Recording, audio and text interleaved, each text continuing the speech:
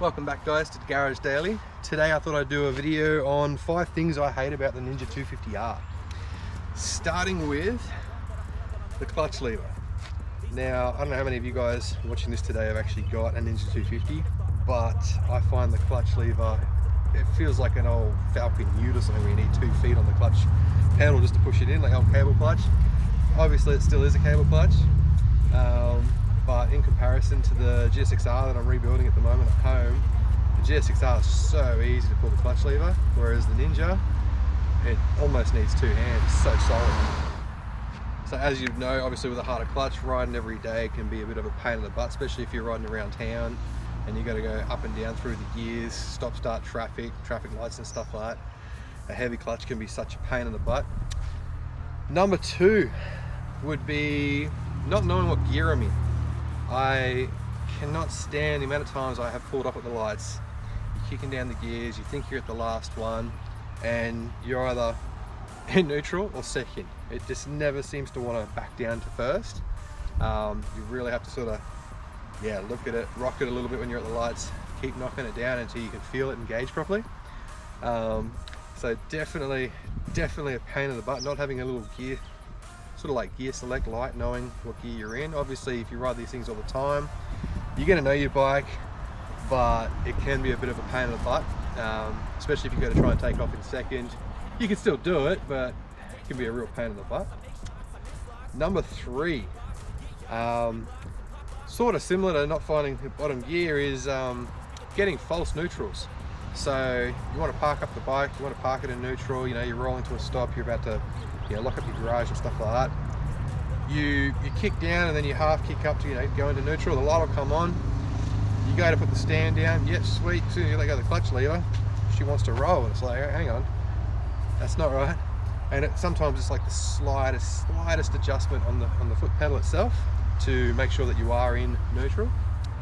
Number 4 would definitely probably be one of my, to be honest, worst hates about the Ninja 250R is the fact that it's a 2012 model and we're still running a choke.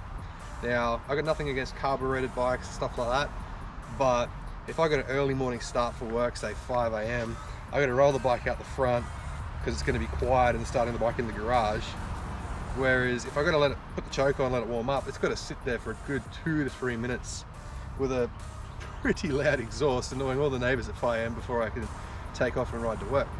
Whereas, as an example, the GSX-R, fuel injected, it's a few years newer, you can start it, wait 10 seconds and straight out the driveway on your way to work.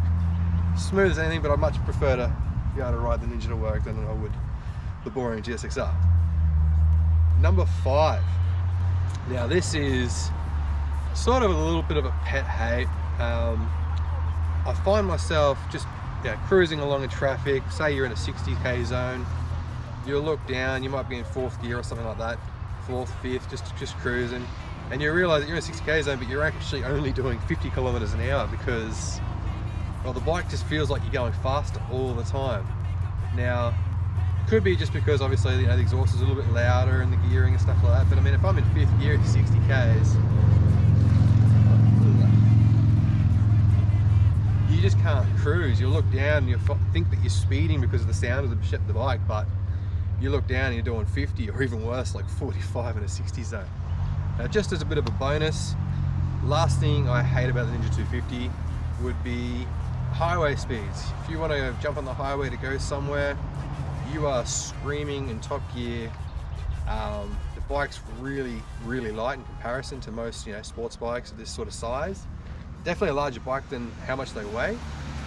But if you get hit by a nice good gust of wind or a truck blast by you sort of thing, or alongside you, you really feel it doing 100 kilometers an hour.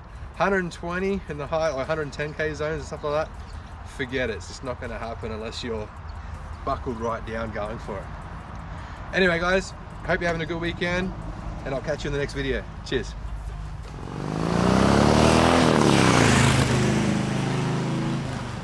Nice old Harley riding past.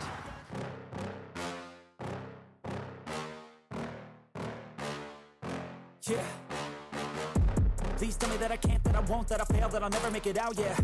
Please tell me all the bad, never good. Fill my head full of every single doubt, yeah. Please say any negative thoughts. I pop off when I hear people say I cannot. I get off to the thought of proving everyone wrong. I won't stop to the top, so you better back off and get lost. I'ma stay loud, stay proud, never running out, never heading south. I'll be spreading out, call it word of mouth. Can't put me down, I'll be getting loud. You can have your doubts, not what I'm about. Have your cloud, it be raining now. I keep making sound, go another round. I'm legend bound, can't stop me now. You don't wanna fuck with me. A slow burn like a disease. Just tell me that I can and I'll show you things that you couldn't believe. Just tell me that